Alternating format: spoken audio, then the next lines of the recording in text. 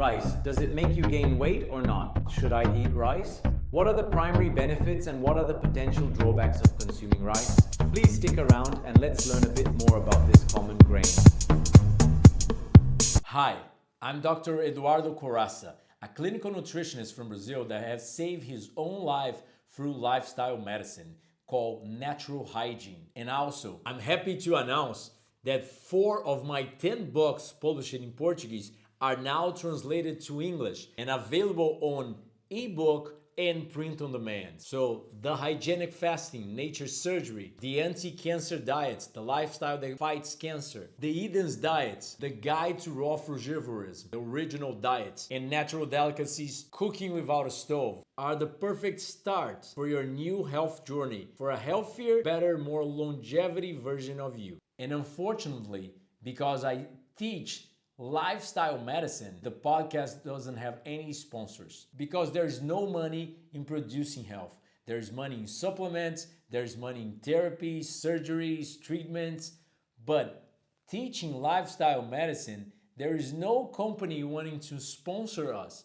So I ask for your help for free. You can comment below, share the video, give it a thumbs up, subscribe to the channel, and hit the bell button for notification. You help YouTube to deliver more our content to you and to other people. And I also provide consultations online and in private sessions. There is the raw food detox retreats here January and July in Rio de Janeiro. 4 blocks from a beautiful beach, a tennis court on the yard, 350 rare fruit trees, and the best education on lifestyle medicine in the world, in my humble, if I dare to say. And also 6 online courses, but they're still in Portuguese. So if you want to help the work grow, to help other people, and also help yourself, I highly suggest you to go in the description below for our website or for our WhatsApp. I will ask our editor to put here the recipes from the retreat.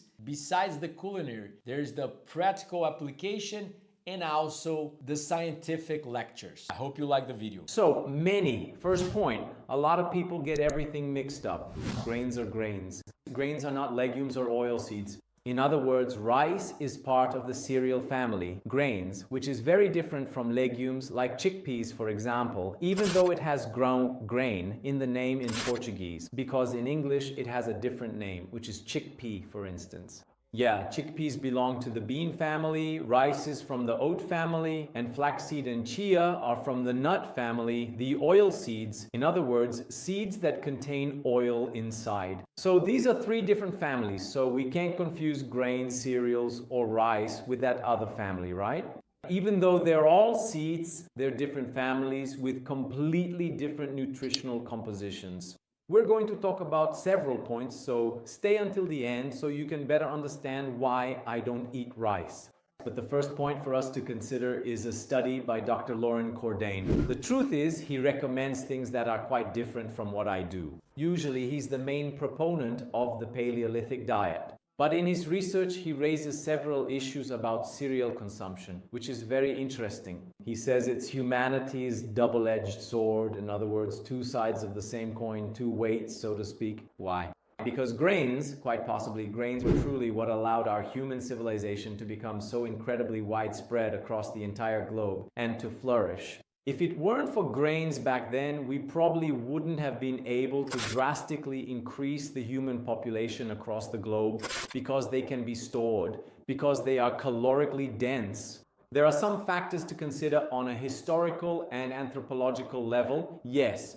However, we're dealing with nutritional factors here, and knowing that our agriculture, transportation nowadays, among many other factors, is much better distributed than in the past, we can have access to more nutritious food. So the main point of the video, does rice make you gain weight? It depends. Rice itself doesn't make you gain weight. The one who gains weight is the person who eats the rice. So here I have prepared a detailed nutritional analysis of rice. Specifically, 100 grams of wholesome brown rice typically contains, on average, approximately 367 calories. And despite providing 367 calories, the amount of vitamins and minerals it offers is quite low. In other words, it contains no vitamin C, no vitamin A, and is poor in folate, potassium, iron, among several other micronutrients. One of the reasons we should consider is that these dry foods are less nutritious.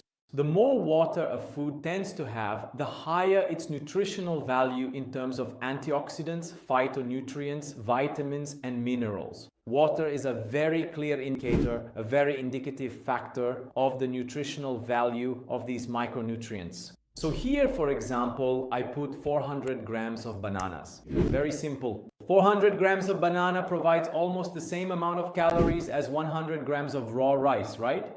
That was uncooked rice. But look at the nutritional difference in 400 grams of banana. For example, in terms of vitamin C, it provides almost half of the daily recommended amount of vitamin C, 46%. It provides 41% of the recommended fiber intake, while rice provided 14%. In other words, fruits are more balanced in micronutrients and lower in calories, because it's very easy to eat 100 grams of rice, but it's much harder for someone to usually eat 400 grams of banana. Hold on, I know what you're thinking. Wait until the end of the video so we can draw conclusions, because even though I live on fruit, I'm not recommending anyone else to live on fruit. I'll give good solutions to the problem. And now let's analyze broccoli. A kilo of broccoli. I know that's a lot of broccoli for a normal person to eat in a day, right? But a kilo of broccoli provides more than 100% of the daily fiber requirement, 40% of the iron, 47% of the calcium, and almost 300% of the vitamin A and 1200% of the vitamin C. In other words, take a look here at the vitamins and minerals. Most of them are showing green, meaning that a kilo of broccoli provides almost all your vitamin and mineral needs. Vitamins, and at least half, around 50%, of all your daily minerals, plus a significant amount of protein, almost 30 grams, right?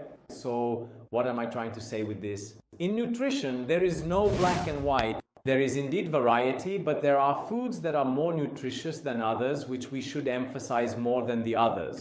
Therefore, people end up eating a lot of grains and fewer foods that are more nutritious but less calorie dense. In other words, it's much easier for you to eat 100 or 200 grams of rice than to eat 500 grams of broccoli, 300 grams of broccoli, 400, whatever the amount. And broccoli will provide you with much more nutrients, with far fewer calories. And then people report having difficulty losing weight. Why is that? Because they eat very little of these foods that are low in calories and high in water, like fruits and vegetables. And you, do you eat rice or not? Do you really like rice, or do you honestly not care about it? Do you think rice is nutritious? Do you feel bloated and swollen when you eat rice? Leave your comments down below, let me know. And if you don't know the channel yet, if you haven't subscribed yet, subscribe to the channel and hit the notification bell. And comment, share, and smash that like button. So here we have an idea of caloric density and satiety. The stomach needs to be filled to provide a sensory stimulus of satiety to your brain. Look, oil practically doesn't provide satiety, while cheese provides a little. Meat would provide a bit more, because cheese is more calorically dense than meat. Then we move on to potatoes, beans, and rice, right, and grains. Potatoes are the least caloric of them, beans are second, and grains are the third, the most caloric of these three. But when we move on to fruits and vegetables, in other words, you eat, fill your whole stomach, and consume far fewer calories. That's what you came here for, right? You clicked on this video not just to think about the nutritional aspect, the micronutrient value, but whether rice makes you gain weight or not, how to lose weight. Taking other factors into consideration, first of all, from an evolutionary biological standpoint in nature, grains are for birds. They're bird food. That's why birds have pointed beaks and crops to help with germination. So really, it's not a food that evolved alongside us over millions of years. They're low in vitamins and minerals, as we saw earlier. In fact, grains, for example, are devoid of vitamin C, a very important antioxidant for us. They're low in water, which is one of the reasons they're high in calories and more likely to cause weight gain. They're acidifying in a pH that should be slightly alkaline. In other words, your blood needs to be alkalinized, but grains are slightly acidic. They need to be cooked or sprouted. In other words, you just pick a fruit and eat it right away, you know? If it's ripe, it's already ready to eat. Grains need to be prepared, right? Besides needing seasoning salt to taste good, you don't just eat raw rice, right? Not even sprouted. You need to do something to it. They're dense, calorically speaking, as I mentioned. They're much more concentrated than fruit. That's why if you eat 100 grams of rice, it fills you up, but if you eat 2 bananas, it doesn't. And you end up hungry afterwards. Rice is pre-cooked, that's why it's parboiled. Parboiled, which you find in brown rice, for example, means parts boiled. Part of it has been cooked beforehand. But then people will say, oh, but you criticize rice, then you criticize potatoes, then you criticize... No, hold on, let's put these things into perspective. Rice compared to fruit and vegetables is less healthy, but if you want to eat grains, go ahead. Honestly, I've hardly ever eaten them over the past 15 years. I don't feel good when I eat grains. I prefer to base my calories on fruits and vegetables. Do you end up a bit leaner? Yes. But I feel much better, and I'm convinced that this would be our nutrition in nature, our nutrition in a more natural habitat. But humans really did discover grains, learned how to cook them, and made that the norm, the basis of their nutrition. But you have to think that food is genetic information, meaning that food affects your genes, it influences evolutionary mechanisms that you will pass on to your children. So yes, we may not fully understand this, but we know that food affects transgenerational epigenetics. And I am convinced that fruits and vegetables were extremely important in the evolution of humans as more genetically advanced beings compared to others. And to wrap up, yes, brown rice is much healthier than processed foods or the excess animal protein that people eat. There are 1,000 other things. But still, the idea of this video is to suggest that you eat more fruits and vegetables and reduce the amount of rice on your plate.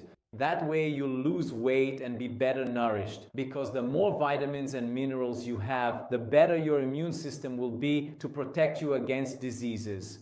And we should remember that yes, brown rice, for example, is rich in arsenic. In other words, heavy metals that nowadays contaminate the soil, end up being absorbed by the plant and make their way into the rice. And yes, grains have other harmful factors that fruits and vegetables do not have. Fruits and vegetables have fewer anti-nutrients. They tend to have much fewer anti-nutrients than grains. Grains would really be a very difficult food for humans to consume in nature without tools. Imagine yourself in the jungle. You don't have a pot, you don't have a plate, you don't have a fork, knife, or salt.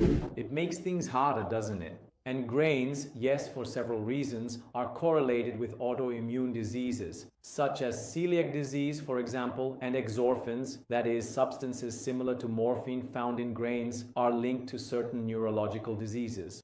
I'm not going to get into that here because obviously before talking about the harm of grains to the general population, we would have to talk about processed foods. We would have to eliminate processed foods, minimize or remove the consumption of animal protein. There are many things to discuss here. But yes, we do have to take exorphins into consideration. I promise I'll make a video about them on the channel one day. But did you get the idea?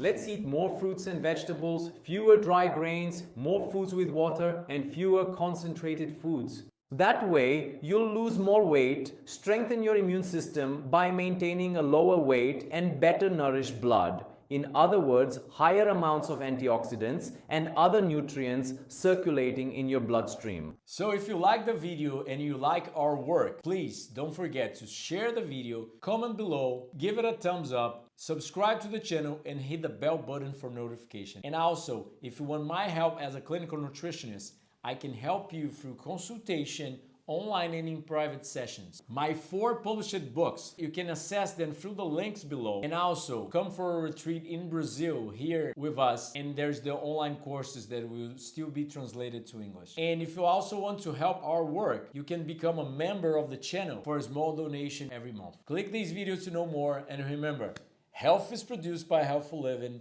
Much frugal health. See you next time.